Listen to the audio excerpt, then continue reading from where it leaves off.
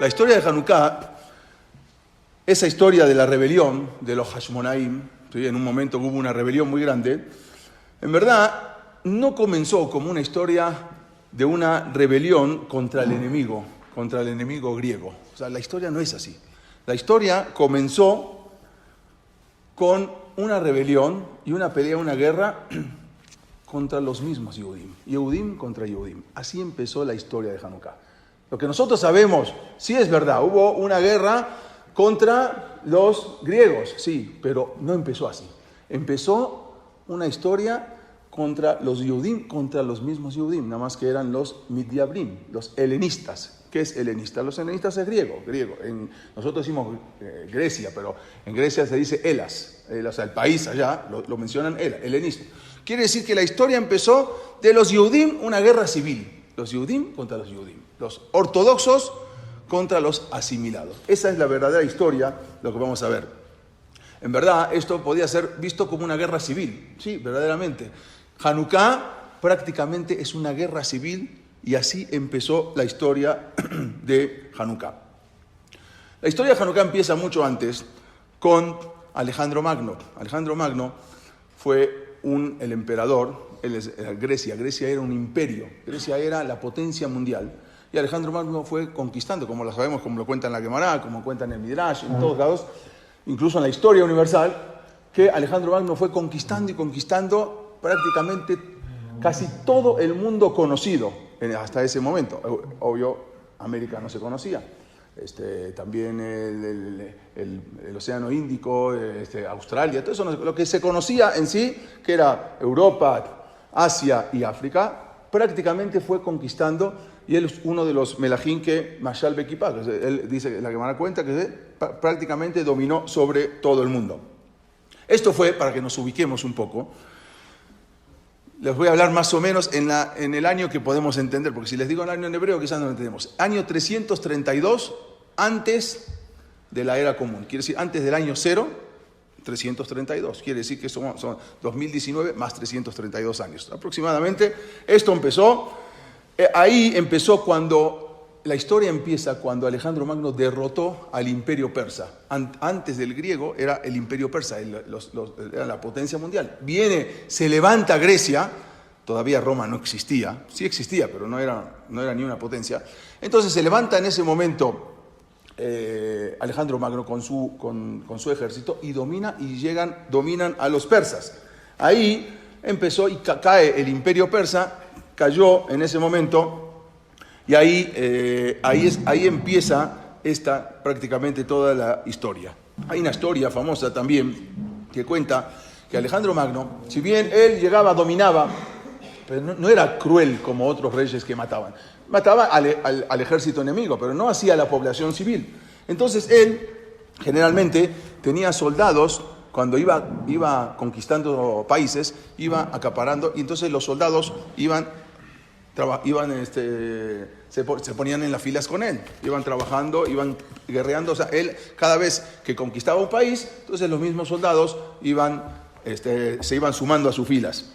Hay una historia de un casamiento colectivo que una vez hizo en la ciudad de Shushan, que era la capital de Persia, Susa, o sea, se conoce como Shushan, como sabemos, y él ahí unificó a lo que eran los griegos y los persas. ¿Qué hizo? 10.000 soldados griegos, y ahí hacían los matrimonios, y entonces empezaban a juntar, entonces empezaban a asimilar la gente y veían la cultura de Alejandro Magno, que era algo nuevo, nunca en la vida habían visto una cosa así.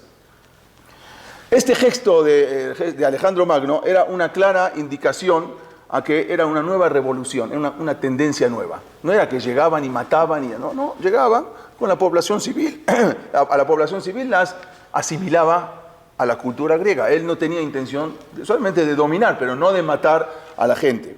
Y así, en su imperio, las barreras étnicas ya tendían a desaparecer. Él no quería que haya división en donde él dominaba, y todos querían la misma religión, o sea, no había religión prácticamente, porque era religión pagana. Todos podían ser parte del imperio.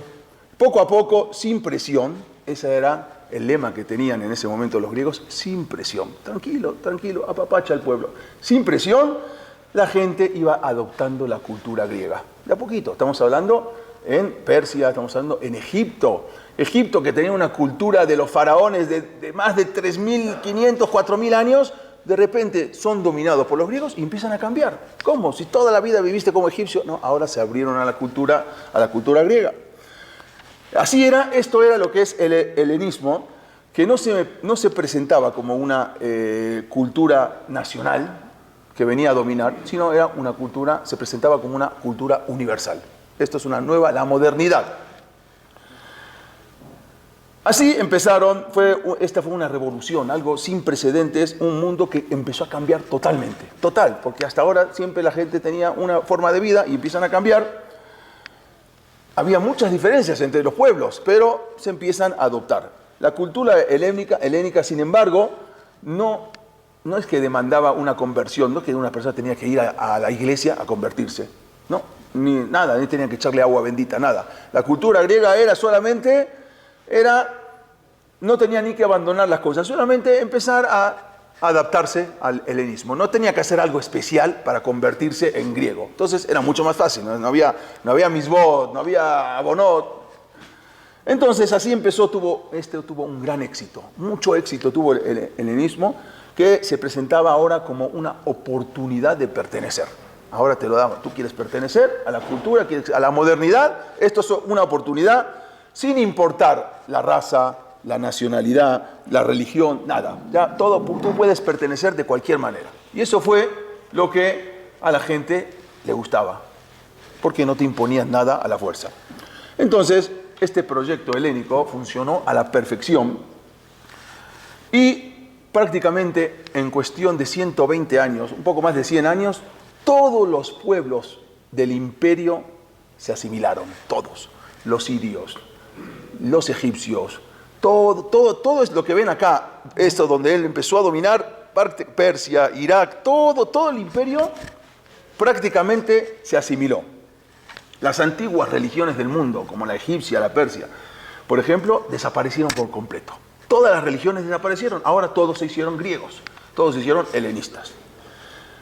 Entonces, los Yehudim, vamos a pasar ahora a los judíos, en ese tiempo, en su gran mayoría vivían en Israel. Estamos hablando de la gran mayoría de los Yehudim en ese momento vivían en Israel y iban a lo que era Aliyat HaRegel. Estaba el Bet HaMikdash, Shalosh Peamim Bashaná, había que ir a Aliyat HaRegel. Y ahora no estaban preparados para esto, para empezar, porque ¿qué pasó? Ahora vamos a contar que cuando empezó a dominar y llegó hasta Eretz Israel, llega Alejandro Magno, y ahí pensaban que también ya iban a hacer alguna matanza, porque siempre era algo que se esperaba, pero de repente llega Alejandro Magno a Eretz Israel y increíblemente sale a recibirlo Shimon HaTzadik. Shimon HaTzadik era el Cohen Gadol, lo sale a recibir con las ropas del Cohen Gadol. Y cuando llega Alejandro Magno, esto es conocido, cuando llega con su ejército, lo que hace Alejandro Magno es, se baja del caballo y se inclina ante Shimon HaTzadik. Cuando vieron eso, la gente no lo podían creer. ¿Cómo? El emperador, el máximo emperador, el que conquistó el mundo, se está posternando delante de un rabino, de Shimon HaTzadik. Era algo insólito. Incluso los que estaban ahí en ese momento eran los famosos Kutim. Los Kutim, que eran un pueblo que no eran Yehudim, habían Mahloket HaMishná, si eran Yehudim, ellas se habían convertido por miedo a los leones, los habían traído, Sanjerib había revuelto, él cuando dominaba un pueblo, para que no se rebelen contra él, hacía intercambio. Se llevaba a toda la población judía, se llevó a los 10 Shevatim, se los llevó hacia Irán, hacia Afganistán, hacia Asia, a donde está Asia, y de ahí trajo a los Kutim, empezaba a revolver para que no se rebelen. Estos no eran Yehudim. Entonces siempre estaban contra los Yehudim. Y cuando llega Alejandro Magno, ellos van con él y le dicen que los judíos se van a rebelar y te van a matar. A propósito, para que se ensañe contra los Yehudim y los mate. Pero increíblemente no hizo así. Alejandro Magno llegó y algo insólito. Lo ve a Shimon HaTzadik y se aposterna delante de él. Este es Alejandro Magno. Cuando él llegaba, era un guerrero, y de repente llega Shimon HaTzadik y delante de él se aposterna, algo que nunca habían visto. Ahora, ¿qué pasó? Resulta que él tiene miedo y le piden a Alejandro Magno que por favor no los mate. Y Alejandro Magno dice, no, al contrario, no los va a matar, sino al contrario, ¿qué quieren? Yo les voy a dar. ¿Qué quieren? Pídame lo que quieran. No queremos oro, no queremos plata, no queremos. Solamente queremos estar en paz. Queremos seguir haciendo la abodat en el Bet HaMikdash, queremos seguir trabajando, queremos seguir cumpliendo Torah o Mitzvot. Perfecto, dice Alejandro Magno. Lo acepto. Y al revés, los dejó crecer. Solamente les voy a pedir un favor. En todos los ejércitos donde yo domino, siempre tengo soldados que vienen del ejército a pelear conmigo. Les voy a pedir jóvenes que me los manden para pelear. Entonces los jóvenes se enrolaron en el ejército, pero les voy a dar comida kosher. En Shabbat no van a tener que pelear ni nada, van a descansar. Y todo se encargó de darle todo lo mejor, pero los jóvenes se tenían que enrolar en el ejército. Todo eso empezó en esta época que Alejandro Magno, dijimos, había conquistado prácticamente todo el mundo. Y así, él logró acabar con todos los imperios, se queda el único imperio que era el imperio persa, y justo fue esto en el año 34, para que nos ubiquemos. El Bet HaMikdash, el segundo Bet HaMikdash, tenía 34 años de construido. O sea, ya cuando volvieron los Yehudim de Babel, cuando vino Ezra, cuando vino Zerubabel, cuando vinieron Ezra, Nehemías, que construyeron el segundo Bet HaMikdash, este suceso fue en el año 34 del segundo Bet HaMikdash, que fue cuando llegó Alejandro Magno y cuando se inclinó Shimon HaTzadik. ¿Por qué? ¿Por qué justamente se bajó del caballo a inclinarse? Cuenta ahí la Gemara que él, cada vez que salía a una guerra, antes de salir a la guerra, una noche antes, soñaba con una figura de un anciano con barba blanca, con toda una vestidura blanca que venía y le decía, vas a ganar la guerra. Y al otro día se levantaba y peleaba y al poco tiempo ganaba la guerra. Y así en varias guerras iba ganando, conquistando países. Siempre soñaba con la figura de esa persona. Cuando llega a Jerusalén y sale Shimon HaTzadik y lo recibe, es el mismo sueño. Dice, este es el que yo siempre soñaba. Se baja del caballo y ahí se inclina ante Shimon HaTzadik. Por eso, la gente no podía creer que Alejandro Magno, ¿de dónde lo conoce a Shimon HaTzadik que se bajó y se inclinó a besarle los pies? Justamente pues Baruj Hu iba preparando todo, y todos los sueños que él tenía antes de salir a la guerra era con Shimon HaTzadik. Él no sabía con quién, y ahora que lo ve, se da cuenta quién era. Como agradecimiento entonces a lo que hizo Alejandro Magno con Am Israel, entonces lo honraron de dos maneras. En primer lugar, le dijeron que todos los primogénitos que nazcan lo van a llamar Alexander. Todos los primogénitos que nazcan de los Yehudim, por el favor que hizo, a partir de ahora se van a llamar Alexander. Y así fue que todos llamó. También hay un Rabbi Alexander en la Gemara. Entonces, todos los primogénitos, yo también tengo un nieto que se llama Alexander. Entonces, todos los que nacían en ese momento iban a llamar Alexander. En segundo lugar, se acordó otra de las cosas. Hicieron un nuevo sistema de datos, de fechas. A partir de ese momento, dice la Gemara, que todos los documentos y los documentos que uno firmaba, compromisos, empezaban, se llamó Minyan Shetarot. A partir de ese momento empezaba año 1 de la dominación de Alejandro Magno, año 2, aunque ya había fallecido Alejandro Magno, el año 234 de la dominación, de la conquista de Alejandro Magno. Y así en todos los documentos se ponía esa fecha, los Jajamim lo pusieron, incluso está en la Gemara, muchas veces en el Talmud trae, que llama Minyan Shetarot, la cuenta de los Shetarot. En agradecimiento, eso lo trae en Avodah Zarah, Daf Yud, en la página 10, ahí trae que ese Minyan Shetarot lo hicieron ¿por quién? En agradecimiento de lo que hizo Alejandro Magno. Dos cosas, el nombre y Minyan Shetarot. Entonces, cuando él llegó, Alejandro Magno quedó fascinado. Cuando llegó a Israel, aparte de ver a Shimon HaTzadik, quedó fascinado con el Cohen Gadol, quedó fascinado con la Torá, con los valores del judaísmo. Alejandro Magno era muy inteligente. Él era alumno directo de Aristóteles, el famoso Aristóteles, el filósofo. Él era alumno directo, su alumno predilecto. El mejor alumno de Aristóteles en ese momento era Alejandro Magno, que luego salió ya a guerrear. Entonces, él había estudiado toda una filosofía y de repente ve la filosofía judía y entonces se fascina. Le fascinó, le encantó, quedó admirado por esa religión, por eso les ofreció complacer todos los deseos. Y como dijimos, los Yehudim no pidieron nada, solamente queremos paz, queremos que nos deje seguir como estamos. Y él le dijo, está bien, yo solamente les voy a pedir, entonces, como dijimos, a los jóvenes para poder enrolarse en su ejército. Hay documentación que muestra que Alejandro Magno, hay una documentación que se conserva todavía, que él dice, que él escribe ahí, que les dice a sus soldados que traten bien a los soldados judíos, y incluso les da aceite, porque había el aceite que repartía, antes no había luz, entonces todo se manejaba con lámparas de aceite, le da, y también para tomar, que les den aceite puro, no aceite tamé que usaban ellos. Así escribe él, que a los soldados judíos los mantengan con aceite puro.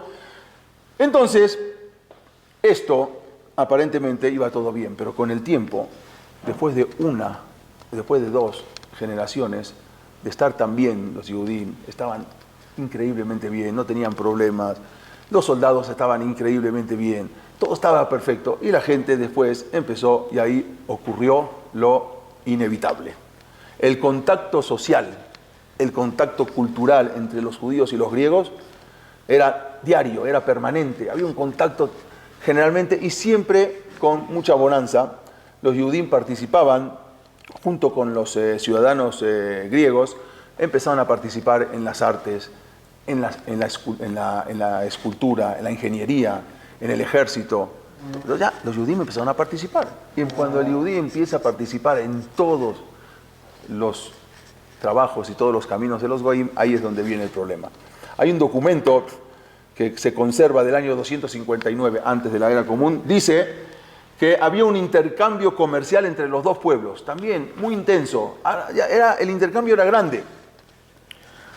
Y así los Yehudim estaban felices y todos estaban felices. Pero había una cultura que se llama la cultura del helenismo, que era una cultura que, vamos a platicar un poco de lo que era eso. Cuando fallece Shimón HaTzadik, este que salía, que lo vio, que Alejandro Magno se inclinó ante él, los descendientes, sus hijos, no fueron igual, no tuvieron el suficiente nivel para llevar adelante a Israel. No eran como Shimón HaTzadik, así incluso lo trae la Gemara. También Alejandro Magno falleció asesinado. Dice que lo asesinaron a los 32 años. Lo envenenaron a Alejandro Magno. Cuando murió Alejandro Magno no tenía descendientes. Entonces, ¿quién se quedaba con todo el imperio? Se dividió en 4. Dividieron el imperio todo de Alejandrino, el imperio de Alejandro Magno, en 4. Entonces, cada general se quedó como gobernadores sobre un sector. Entonces, después de que muere Alejandro Magno y sus generales se dividieron, las condiciones en Am Israel ya se tornaron inestables. Ya no era como Alejandro Magno, ya eran otros generales. Había un hombre, para empezar a ver cómo era Am Israel y por qué le dijimos desde el principio que en verdad Hanukkah empezó con la guerra civil, no empezó con la guerra contra los griegos, era una guerra civil entre los mismos judíos. Había un Yehudí, se llamaba Yosef ben Tubia. Ese Yosef ben Tubia era un Yehudí, pero era totalmente corrupto. ¿Qué hizo? Sobornó a las autoridades griegas y obtuvo la concesión de los impuestos. Él era el que iba a cobrar ahora a todos los judíos los impuestos y iba a ganar dinero por cobrar impuestos. Y para cobrar impuestos primero ellos se los tenían que adelantar. O sea, ellos decían, bueno, el gobierno quiere cobrar para este año $1 millón.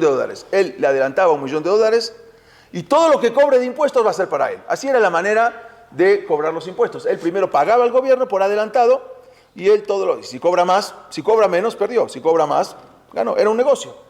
Así era como hacían los impuestos. Entonces, como era de esperar, este Yehudí, 22 años estuvo cobrando exagerados impuestos que consumieron a Am Israel. Obvio que él quería hacer su negocio y empezó, como él pagó mucho dinero, entonces ahora quería recuperar y más, y ese era el negocio. No solamente eso, sino que también ahora la posición del Cohen Gadol se había convertido en un puesto político, ya no era una kedushá del Cohen Gadol. En el primer Bet HaMikdash cuenta la Gemara que hubo 18 Kohanim Gedolim, en 410 años. En el segundo Bet HaMikdash duró 420 años, tendría que haber 20 Kohanim, 25. Bueno, sin embargo hubo más de 300 Kohanim, cuenta la Gemara, porque cada uno ya era comprada la que el mejor postor se quedaba como Kohen Gadol. Y moría, sabía que iba a morir entrando al Kodesh HaKodashim, sí, muy probablemente, pero el kabod, el honor que iba a tener ese año era mucho más que la posibilidad de que quizás se muera, porque no estaban seguros, quizás se muera, quizás no. Entonces, Eretz Israel ahora entró, cuando muere Alejandro Magno, entra bajo el poder de los reyes egipcios ptolomeicos. O sea, ya se dividió, como dijimos, los sirios, seleucidas, los egipcios ptolomeicos. Entonces, ahora, ¿quién domina sobre Eretz Israel? Los egipcios helenizados. O sea, egipcios como, vamos a decir, como si fueran griegos. Entonces, llega un rey que se llamó Ptolomeo o Talmai II Filadelfus. Este rey es conocido, era amante de la sabiduría. Era un rey que le gustaba todas las sabidurías, todas las culturas, y por eso también traía de todos lados, pero necesitaba también que ver de los judíos. Pero la Torá no estaba traducida. La Torá era Torá, no había ninguna traducción, y él quería entender la Torá, y por lo tanto manda a Eretz Israel a que le traduzcan la Torá, que le mandan la Torá traducida. Al principio lo engañaron, le mandaron un libro que se llama Sefer HaYashar. Esta es la Torá. Había un libro, Sefer HaYashar, que ahí cuenta muchos midrashim. Después vino un mismo Yehudí y le dijo, no, eso es mentira, eso no es la Torá. Entonces pidió y que le manden, y ahí tuvieron que ir 72 Jajamim y a traducir la Torá. Y ahí cuenta la Gemara que los puso en cubículos separados para que nadie pueda decirle, y al final todos coincidieron. Mira, Shamayim, fue una cosa impresionante, porque cambiaron algo. La Torá no se puede traducir literalmente, porque uno no puede entender la Torá literalmente. Bereshit bara Elohim. Entonces hubiese pensado que había un Dios que se llamaba Bereshit, que ese Dios creó a Dios. Bereshit bara Elohim. Entonces, todos los Jajamim al unísono, sin estar en contacto uno con otro, escribieron Elohim bara Bereshit. Cambiaron. Y así como eso, muchas cosas en la Torá van enumerando, cambiaron sin ponerse en contacto, porque si no, no se iba a entender. Y aún así, ese día dice que el día que terminaron fue un día que no salió el sol, un día muy trágico, que lloraron del Shamayim los Malachim porque tradujeron la Torá, algo que ahora la Torá, en lugar de un Sefer Kadosh, ahora se convirtió en un libro de cultura, porque ahora es la Torá como un libro de historia, como un libro de cultura al traducirla. Bueno, quiso ser, y al que le habían mandado era uno que se llamaba el Cohen, que era en ese momento Rabbi Elazar, que fue el que dirigía a los 72 Jajamim. Entonces, cuando terminaron de escribir toda la Torá, los Yehudim que vivían ahí en Egipto se enorgullecieron. Mira, el propio rey mandó a traducir, y ellos se sentían como no necesitan, mira, tradujeron la Torá. Entonces eso fue como un acontecimiento para ellos muy feliz, pero en verdad fue una tragedia, porque, como dijimos ahora, convierten la Torá en un libro de literatura. Y la Torá no es un libro de literatura. El idioma griego ahora pasó a ser el idioma normal. Es como el inglés. Cuando uno no entendía, uno va de un país a otro y no hablan diferentes idiomas, entonces el inglés es el idioma común. El griego pasó ahora a anular al idioma Lashon HaKodesh. La gente ya no hablaba Lashon HaKodesh.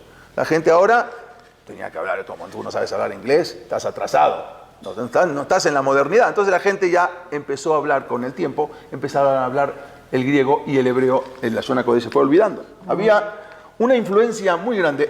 Justamente este rey, Ptolomeo, fue el que llamó a los 72 Jajamim. Él tenía una biblioteca, la famosa biblioteca de Alejandría, algo impresionante. Todos los manuscritos habían traído de todo el mundo. Después se incendió, pero fue famosísima. Hoy en día en Egipto hicieron una nueva biblioteca de Alejandría, pero antes era la única en el mundo que habían traído. Estos son muestras de lo que era algo niflá. Incluso hasta hoy en día están las ruinas de esa biblioteca, lo que es la biblioteca de Alejandría. Él traía todo, y por eso ahí mismo hizo 72 cubículos y los hizo a los jajamim estar ahí escribiendo todo. Bueno, había una influencia muy grande, la influencia de la cultura griega, la modernidad, la tecnología era muy sofisticada. La industria del entretenimiento, porque hasta ese momento, ¿qué entretenimiento había? Más que la Gemara, la Mishnah y Shalosh Regalim, pero ¿qué entretenimiento había en ese momento? Bueno, ellos empiezan a traer el entretenimiento. Los griegos empiezan a decir, hay entretenimiento, hay una cultura, hay cultura física, hay gimnasios. Empezaron a traer ahora las competencias olímpicas, empezaron ahora las Olimpiadas. Ahí empiezan lo que fue las Olimpiadas que hasta hoy en día conocemos. Entonces, empezaron los deportes, empezaron las artes, los teatros a hacer obras de teatro, y eso produjo un gran impacto en el pueblo judío. Hay un libro que se llama el libro Yovelot, también se conoce como Bereshit Zotah, que ahí relata que a consecuencia de ese contacto tan intenso entre los Yehudim, los jóvenes más que nada, empezaron a olvidarse y dejaron de cuidar Shabbat. Ya empezaron a cuidar. Hasta ahora nunca se veía que dejen de cuidar Shabbat. No cuidan Shabbat. Empezaban a comer comidas las que comían los griegos. Empezaban a casarse con mujeres gentiles y por consiguiente empiezan a hacer Avodah Zará, porque ahí ellos eran dioses, pero había más de 3.500 dioses. Yo no sé cómo hacían. No alcanzaba la vida para adorar cada día a un dios. Y ellos tenían impresionante infinidad de dioses. Muchos Yehudim también dejaron de cumplir ahora Rosh Hodesh. Está bien, Rosh Hodesh, no pasa nada, no cumple Rosh Hodesh, ¿qué pasa? No es como Shabbat. No, claro que sí. Porque antes no había un calendario como tenemos el de Ateret Yosef. Antes no había. Entonces todo se manejaba al Rosh Hodesh, cuando venían los Edim y decían. Entonces, a partir de Rosh Hodesh eran todas las fiestas, Pesach, Sukkot, Shavuot. Pero ahora no empezaban a cumplir Rosh Hodesh, entonces ya no sabían. Entonces quiere decir que automáticamente tampoco empezaban a cumplir las fiestas. El calendario, ¿por qué dejaron el calendario judío? El calendario yudí es un calendario lunar y solar. El que dice que es un calendario lunar está equivocado. El calendario de Am Israel es lunar y solar. Por eso completamos con 2 Adar, porque para poder volver y ajustarse al calendario solar. Pero el calendario del yudí es lunar y solar. El de los árabes es puro lunar. Por eso los árabes festejan el Ramadán y de repente dentro de 10 años el Ramadán va a caer dentro de 10 meses. Y siempre nosotros hacemos el Jodesh Aviv, tenemos que igualar Pesach con el Jodesh Aviv. Entonces es un calendario lunar y solar. Pero ellos solamente tenían un calendario solar y ellos, los Yehudim, se empiezan a guiar por ese calendario solar. Hay un libro que se llama Ben Sirá, no está dentro del Tanaj. Los Jamín no quisieron poner Ben Sirá dentro del Tanaj porque no traía también había cosas que no estaban de acuerdo los Jamín.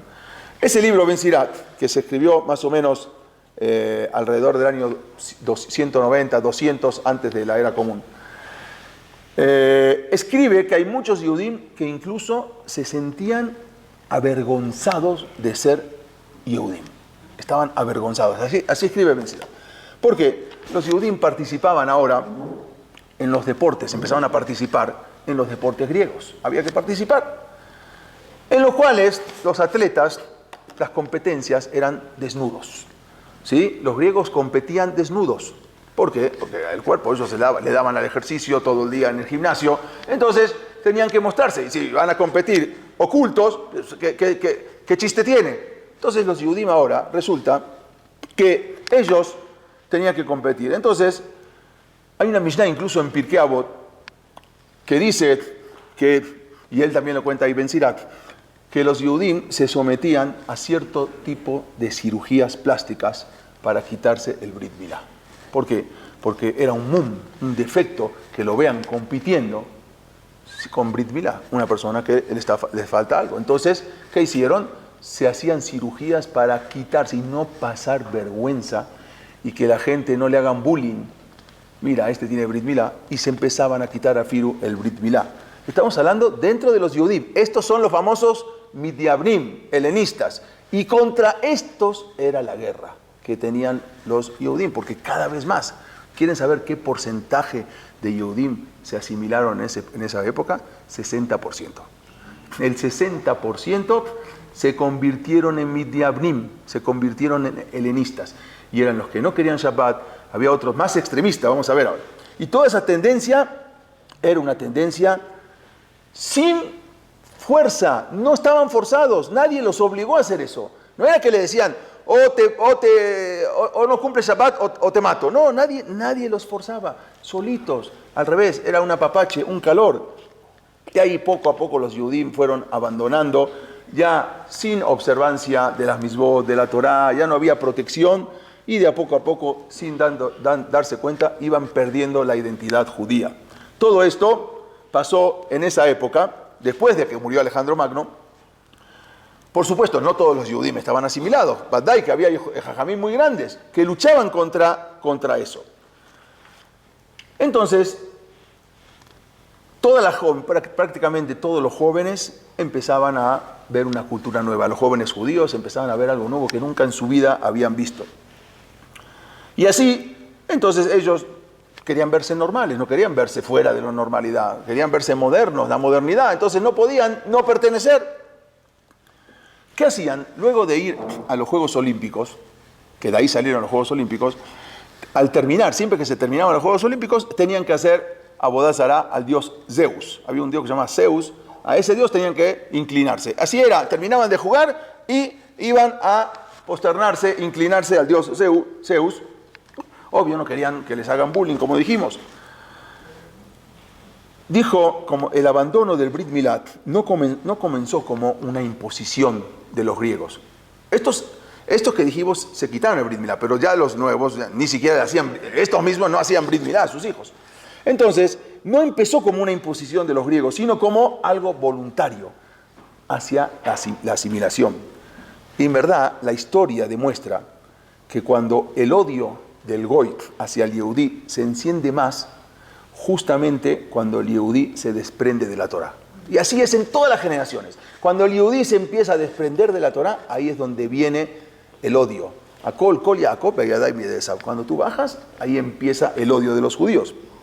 Y ahí es cuando se asimila. Es sabido lo que dijo el Hafez Haim. El Hafez Haim dijo así: Im en Bene Israel osim kiddush, az agoim osim abdalá. Si el pueblo de Israel no hace kiddush, no se santifica, entonces vienen los goim y te hacen abdalá, te separan. ¿Cuándo te separan? Cuando tú no santificas. Si tú no haces kiddush, el goy te hace abdalá. Y así es lo que empezó a pasar. El Yehudí no hizo kiddush, sino que al revés, se quiso asimilar, quiso parecerse al goy, y ahí es donde vino el problema. Entonces, ahí empieza después el control de los reyes sirios. Se terminó el control de los egipcios, ahora empieza el control de los reyes sirios seleucidas, que eran sirios helenizados. Durante ese tiempo entonces habían los helenistas, incluso los Yehudim asimilados, habían ganado mucho poder. Entonces, en ese momento, los helenistas ya habían tomado poder. ¿Sí? ¿Por qué? Porque ellos mismos, los mismos griegos, atacaron primero a los ricos, que eran los más vulnerables. Entonces, ¿qué hacían? Si tú no te conviertes, ya empezaron ya un poco a presionar, entonces o pierdes todo tu dinero o al revés, te damos más concesiones, no pagas impuestos. Entonces atacaron primero a los ricos. Entonces los que tenían el poder no eran los jajamim, los que tenían el poder en la política eran los mismos helenistas, los mismos asimilados. Generalmente, las relaciones entre los primeros reyes, se llaman reyes seleucidas, habían sido amigables. Los reyes sirios eran los gobernantes sirios. Y así empezaron cada vez había más, como dijimos, llegó hasta un 60% de gente asimilada. Entonces, se levanta un nuevo rey que se llamó el rey Seleuco IV, y este nuevo rey, este es el dios Zeus que ponían, y esto es cuando cuando terminaban, iban con estos dioses, con Zeus, eran estatuas, con Hércules, y empezaban a hacer Abodá Zará. Este es el rey, unas monedas de lo que era el rey Seleuco IV, y este rey empezó y mandó a un general que se llamaba Heliodoro y lo manda a que vaya al Bet HaMikdash, y él se entera por medio de los midiabrim, de los asimilados, que en el Bet HaMikdash hay mucho dinero, porque ahí se juntaban todos los shekalim, todo el año la gente tenía que donar su maaser, entonces había mucho dinero, y manda a su general a que vaya al Bet HaMikdash y vacíe lo que era todas las arcas del Bet HaMikdash. En ese momento cuentan que Heliodoro, entró para apoderarse de los fondos del Bet HaMikdash y sintió cuando entra al Bet HaMikdash que alguien le pegó muy fuerte en la cabeza. Ningún ser humano, un malaj, no entendió quién fue y cayó desmayado. En ese momento, cuando se recuperó, no tocó el Bet HaMikdash, se vuelve hacia Alejandría y le dijo que no había que tocar nada, y se salvaron los Yehudim con este Seleuco IV que quiso vaciar el Bet HaMikdash. Pero ya más adelante, en el año 3586 de nuestra cuenta, asume al trono seleucida un gobernador que se llamó Antíoco. Antiochus, para ser exacto, es Antiochus IV. ¿Alguna vez vieron la figura de este Antiochus, el famoso? Bueno, esta es la figura de Antiochus IV. Esta es exactamente, así, hagan de cuenta que es una foto, porque cuando empezaban a tallar la figura, era exactamente como él. Este era Antiochus IV, y él ahí empieza la historia de Antiochus Epiphanes. ¿Qué es Epiphanes? Epiphanes era, él se hizo llamar Epiphanes. Sus aires de grandeza, él puso, Antiochus se llamó Epiphanes, que quiere decir el grande, en griego quiere decir el grande. Pero como era un señor que tenía de repente diferentes, cambiaba de parecer, y a veces era una persona, no era un individuo que estaba siempre igual, entonces lo llamaban Epifanes el loco, así le decían, Epifanes, Antiochus el loco. Bueno, él decidió, este rey consideraba que su misión en la vida era difundir la cultura y la religión griega.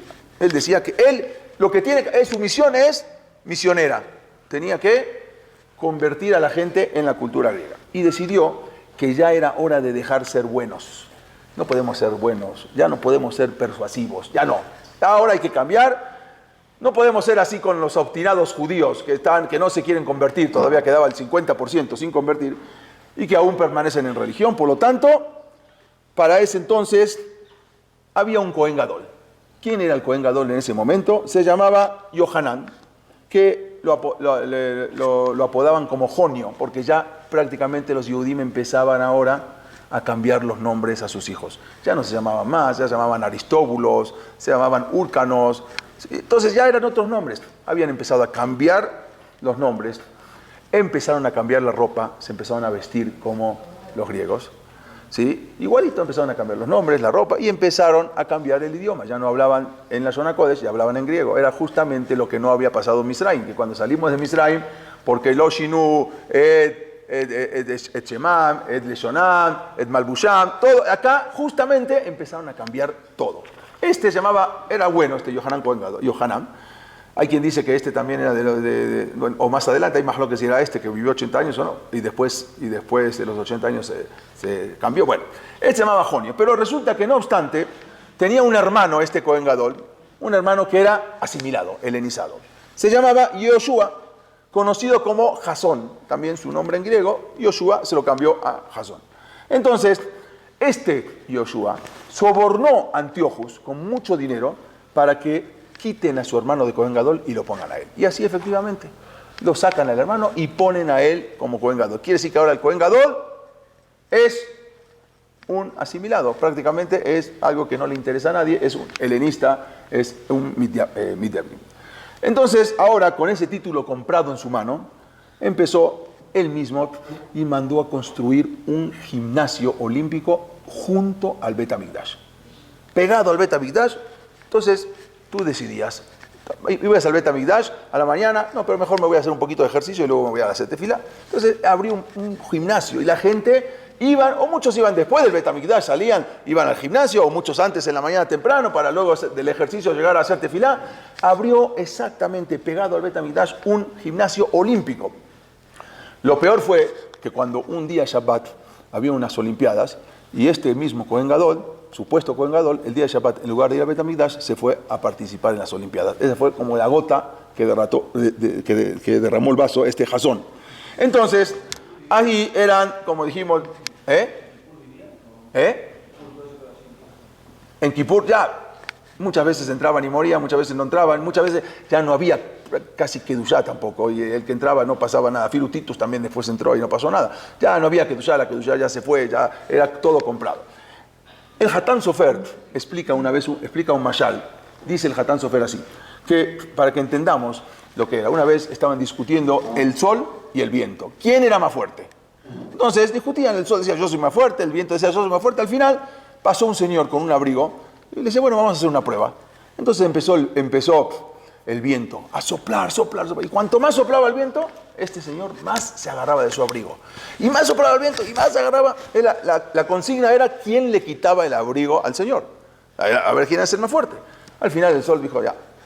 Vino el viento, dijo ya no, me rindo. Vino el sol, dijo déjame a mí. Sacó un poquitito de calor, poquitito de apapache, y ahí empezó el señor, se quitó el abrigo, la camisa, el sisí, se quitó todo. Vino el sol, dijo, vino el Hatán Sofer, dijo, este es el Mashal. Cuando viene el Goy y te empiezan a perseguir, a persecuciones, persecuciones, ahí es cuando más el Yehudí se aferra al Yadut. Pero cuando viene el Goy y te empieza a papachar, y te empieza a acercar, y te empieza a juntar con él, ahí es donde el Yehudí se quita el saco y terminó todo. Y eso es lo que pasó con los griegos. Los griegos no empezaron mal, empezaron bien, había muchos beneficios, empezaron a papacharlos, y ahí es sin presión el Yehudí se empezó a alejar.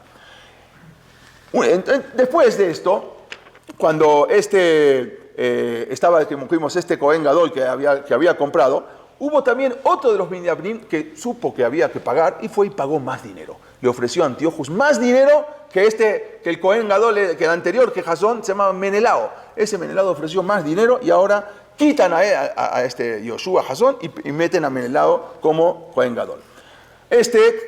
Ni siquiera pertenecía a la rama de los Kohanim. Por lo menos el otro sí era Cohen, ni siquiera era Cohen. O sea, ahora tenemos un Cohen Gadol, Israel. Ni siquiera Cohen. El otro por lo menos era de lo peor, pero era Cohen. Ni siquiera era Cohen. Entonces, ahora empieza, esto es el Bet HaMikdash, al lado del Bet HaMikdash, donde estaban ahí y ponían ahí todos el gimnasio. Bueno, empezó ahora con más dinero. Una vez que ya estaba en el poder, empezó a sacar, porque dijimos que él, para ser Cohen Gadol, tenía que comprar, tenía que pagar también. Y entonces después empezó a sacar todo el dinero del Bet HaMikdash para poder pagar todos sus compromisos. Y así empezó el problema y se empezaron a pelear ahora entre el que salió y el que se estaba. Ahora entre los dos empezaron, cada uno se hizo su grupo y empiezan a pelear entre ellos, entre los mismos ahora asimilados, a ver quién era el que le daba más dinero para sobornar. Y así empezaron las guerras y ellos mismos empezaron a pelear. Cuando vio esto Antiochus, que los mismos Yehudim se estaban peleando, entra con un ejército y asesina a 40.000 Yehudim. ¿Saben lo que son 40.000 Yehudim? En México somos 50, 60.000. Bueno, asesina a 40.000 Yehudim Antiochus Epifanos. No solamente que asesina a eso, sino que entra al Bet HaMikdash, profana todo y se roba todo. Se roba la menorá, se roba el Lechem Apanim, se roba el Mizbeach, todo, absolutamente todo. Nosotros decimos que no había Pach Shemen, no había ni Pach Shemen, no había menorá, ni siquiera para encender. Los niños no saben, dicen, bueno, porque encontraron un botecito de aceite. Sí, pero ¿a dónde vas a encender si ni siquiera menorá? La menorá también se la robaron, no había nada. Bueno, entonces él ahora, apoyado a los Midiamim, que se juntaron con el ejército de Antiochus, a pelear ¿contra quién? Ahora a presionar contra los Yehudim. Entonces, ahora la cosa se vino más dura. Empezaron el día 25 de Kislev, pero del año 167, del año 3594, ofrendaron en el Mizbeach un cerdo. Trajeron un cerdo y a partir de ahí se cancelan todos los korbanot. También se prohíbe a los Yehudim cumplir Shabbat, se prohíbe hacer Brit Milá, se prohíbe Rosh Chodesh, y no solamente eso, hay una orden nefasta, algo trágico. La orden consistía en que cada mujer, cada novia que salía de la jupá, antes de ir al banquete, tenía que pasar esa noche en la casa del gobernador, con el gobernador. O sea, el gobernador tenía que estar primero con esa mujer y luego al otro día tenía que ir con su esposo. Y esa era una orden. Por eso ahí te trae Masejet Ketubot, que dice que Betulán y Sed Yom HaRevi'i se casaban los miércoles, pero luego, para evitar eso, cuando hubo problemas, empezaron a cambiar los días, porque no querían que los miércoles estaban toda la policía en el Bet HaKnesset esperando que salga la novia. Empezaron a cambiar los días, empezaron el día martes, lunes, depende por las peruzot, no las peruzot. Bueno, entonces empezaron a cambiar, porque ya era algo que era una orden. Y no se podían dejar matar. Y bueno, las mujeres no se dejaban matar. Había quien sí, pero normalmente no. Hay más loques y las mujeres son carca olam, ¿no? Pues no vamos a entrar en eso. Ok. Era una orden nefasta. Se exigía también, incluso hicieron en el Bet HaMikdash, empezaron a poner a Bodazara, pusieron al dios Zeus, que lo ven, dentro del Bet HaMikdash. Lo trajeron para que la gente se apoye. Y no solamente eso, sino que exigieron escribir en los cuernos del toro, en la Nuhelek Beloque Israel. No tenemos parte del Dios de Israel. Escribe en los cuernos. ¿Qué me interesa si escribes eso? No, claro que sí. Había dos motivos. En ese momento, en esos tiempos, el cuerno del toro era el biberón. no había un biberón, una mamila, no había un biberón. El cuerno era el biberón. Entonces lo sacaban, lo esterilizaban y lo arreglaban y con eso le daban al bebé. No era el bebé tomaba de la mamá, pero después más grandes tomaban del biberón.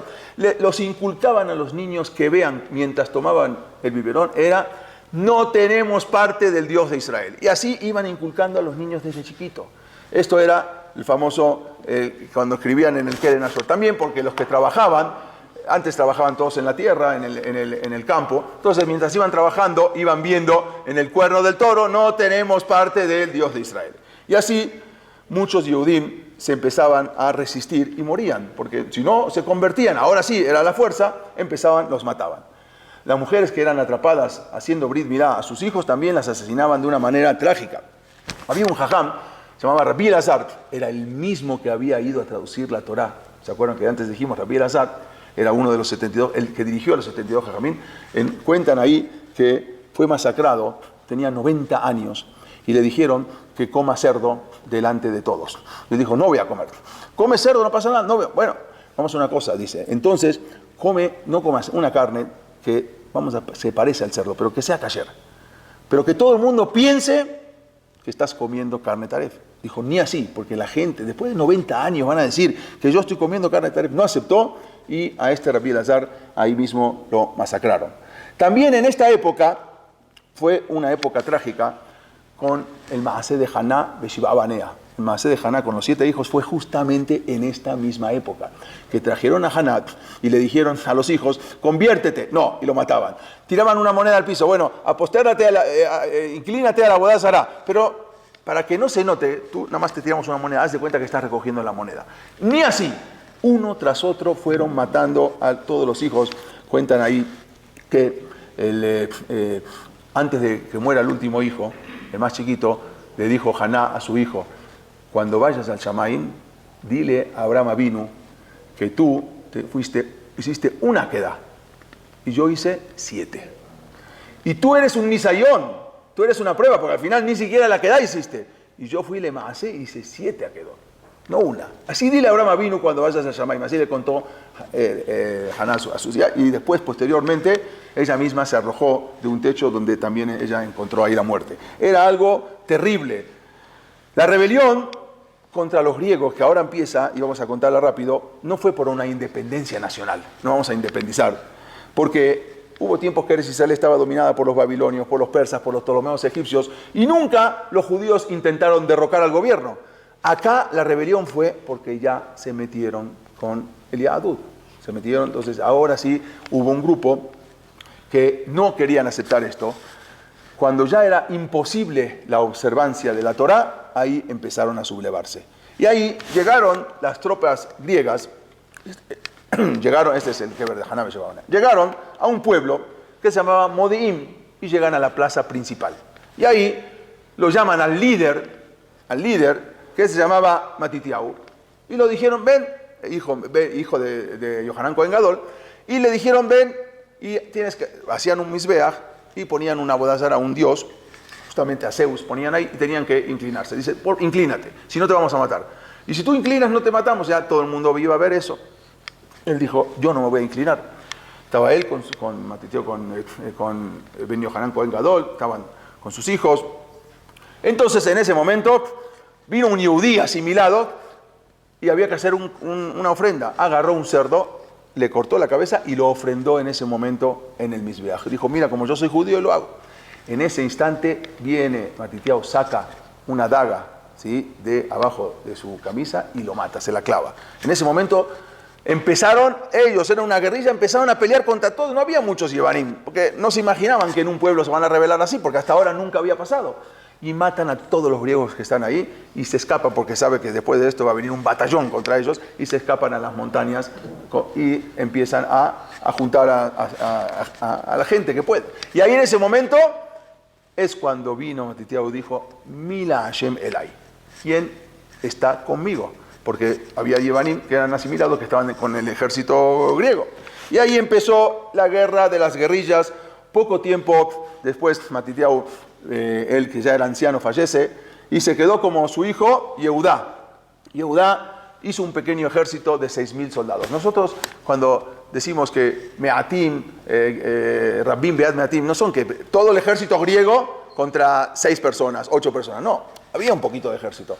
Juntaron 6.000 Yehudim, pero sin armas, no tenían armas, no tenían experiencia en el campo de batalla, no había nada. Con todo eso, empezaron ahora a ver qué hacían y levantaron un pequeño ejército.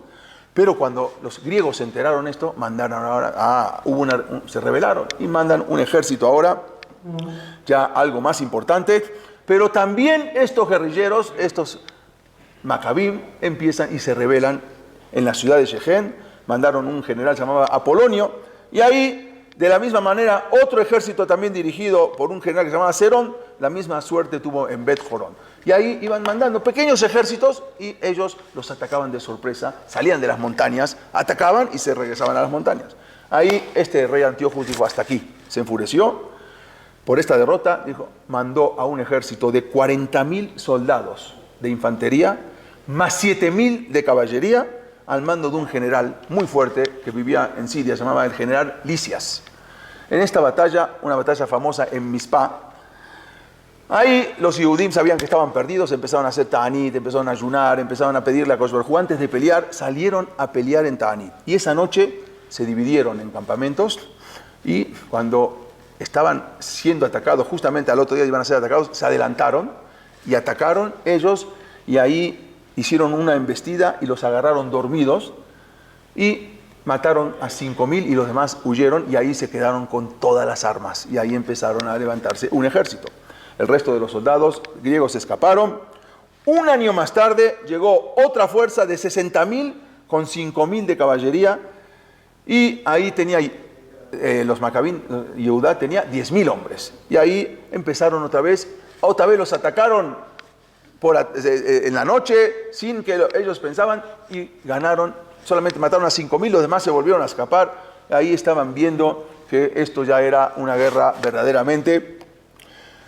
Y empezó, ahí justamente fallece el rey Antíochus. Cuando fallece el rey Antíochus, está escrito que él mismo se arrepintió de todo lo que había hecho, por toda la guerra que habían perdido, y él dice, el día de su muerte, eso está en la historia de los Goim, no está en la historia de los Yehudim. Él dice, pero ahora me viene a la memoria el daño que hice en Jerusalén, reconozco que por eso me han venido estas desgracias, porque terminó perdiendo guerras, terminó enfermo. Ya veis, dice, muero de tristeza en tierra extranjera, por lo que le hice. Y él mismo se arrepintió de lo que había hecho. Cuando ya ganaron esta guerra, que pensaron que era la final y no termina todavía, entonces llegan al Mizbeach, el mismo día, después de 3 años, un 25 de Kislev, del año 164 antes de la era común, que era el año 3597, y en el mismo lugar donde 3 años antes habían ofrendado un cerdo en el Mizbeach, ese día entran al Beit HaMikdash, no hay nada en el lugar, no había nada, entran al lugar más santo, más kadosh, no había ni menorá, no había nada, y entonces tuvieron que hacer una nueva menorá, pero de madera, porque para que no sea mekabel tumá, no reciba tumá, rápido, aparte, algo rápido, tuvieron que hacer una menorá, y empezaron a buscar, ahí fue el Nes que empiezan a buscar, y no había ni aceite, entonces empiezan y encuentran un solo aceite sellado por el Kohen Gadol. Y ahí es donde pueden cumplir la misma de Hanukkah, y vieron un Nes, porque no tenían para 8 días, pero vieron como la mano de Akadosh Baruj Hu estaba ahí, porque ese mismo Ner duró 8 días. Entonces dijeron, bueno, ya está Akadosh Baruj Hu con nosotros. Si este Nes pasó, entonces seguramente que ahora va a pasar muchos Nisim. Y ahí es cuando vuelven a aprender, y ese fue el famoso Nes de Hanukkah. Pero nosotros pensamos, bueno, acá terminó todo. No, que los griegos se quedaron, ya perdimos. No, ahora vinieron peor. Vinieron con otro ejército, vino otro nuevo, el hijo de Antíochos Epifanos, que se llamó, se llamó Antíoco V Eupator, y él vino ahora y trajo, aparte de 100.000 soldados, ya no 50.000, sino 100.000, aparte trajo 20.000 jinetes con caballos, y aparte trajo 32 tanques de guerra. ¿Tanques de guerra? ¿Cómo? ¿Dónde? 32 elefantes. En su vida en Israel habían visto un elefante. Nunca no se imaginaron lo que era un elefante. Y pelear contra un elefante, a ver, tírale una lanza a un elefante, le hace cosquillas al elefante. Entonces no había manera, y el elefante caminaba y pisaba y era como un tanque. Trajo 32 elefantes. ¿De dónde? De la India se los trajo. Era impresionante. Y cuando vieron esto no podían, y ahí fue cuando Elazar, ¿sí? Venía uno de los Macabim, él vio que venía arriba, pensó que arriba venía el gobernador, entonces empezó a pelear contra el elefante y lo aplastó, murió uno de los hijos de Matitiao Cohen Gadol. Y ahí empezó también el problema, vamos a un poco ya a resumir, a terminar, es un poco más largo, y ahí empezó todas estas guerras que perdieron también, aún con estos 100.000, perdían algo impresionante. Con su se presentaba algo que no podían creerlo, cómo iban cayendo, tenían estrategias de guerra, los atacaban, salían de las montañas, y así empezó luego después de esto mandan a otro, incluso los Midiabnim, que peleaban con los griegos. En ese momento mataron a los dos más grandes jajamim que había.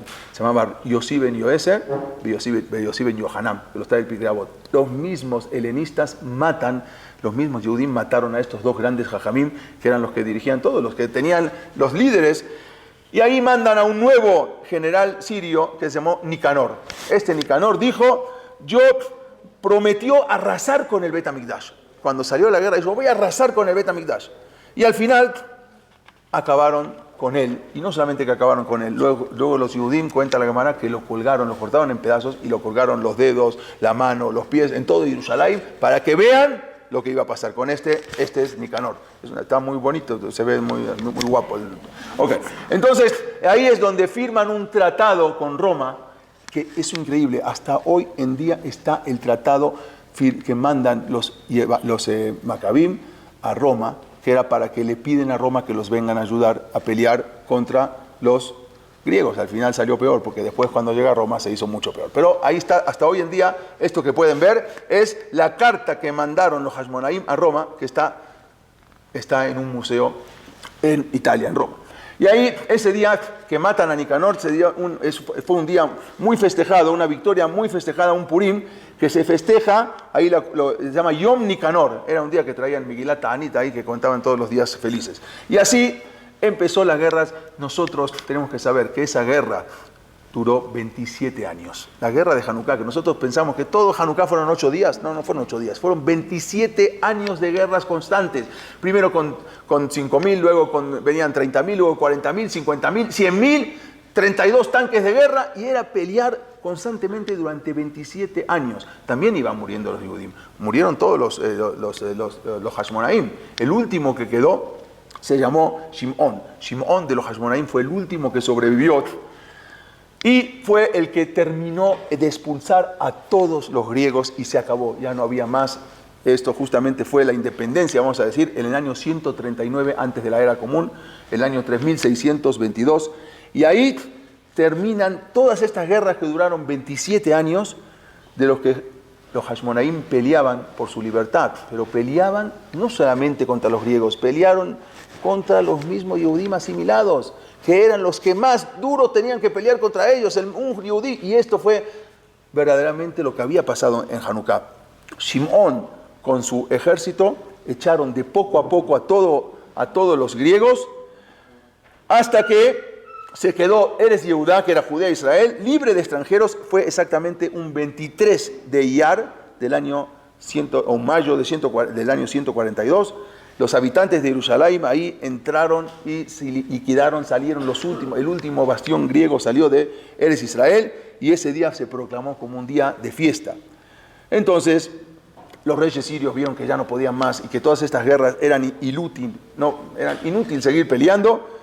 Entonces quitaron los impuestos que tenían sobre Eretz Israel y quedó totalmente libre un 18 de Elul, justamente de este año del 140, o sea, el 18 de Elul del año 140 fue proclamado Cohen Gadol, Shimón, y ahí acuñaron incluso monedas de Shimón, se acuñaron monedas de Shimón como Cohen Gadol, que eran los que después, o sea, se acaba toda esa, los Hashmonaim. Ahora, ¿qué pasa? La dinastía de los Hashmonaim permanecieron durante 103 años. O sea, ellos en verdad no podían ser reyes.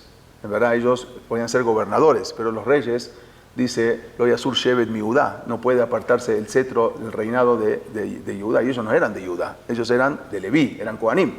Por eso después, Rebbi nunca escribió una Masejet Hanukkah. Hay Masejet Purim, pero Hanukkah nunca, no existe. Solamente lo menciona un poco en Gemara Shabbat, May Hanukkah, y empiezan a hablar, pero no hay en sí una Mishnah de Hanukkah, porque al final, después de muchos años, terminaron también los Hashmonaim, los descendientes, todos convertidos también en Sedokim. Pero eso es otra cosa. Pero esto es lo que pasó en Hanukkah. A veces entendemos, no sabemos qué pasó, pero esto es lo que nos enseña.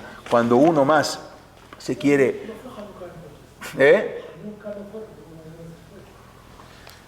Hanukkah, hasta ahí descansaron. Después vino otro problema, pero en ese momento descansaron de toda la presión y de todas las guerras. Más adelante, después de un año...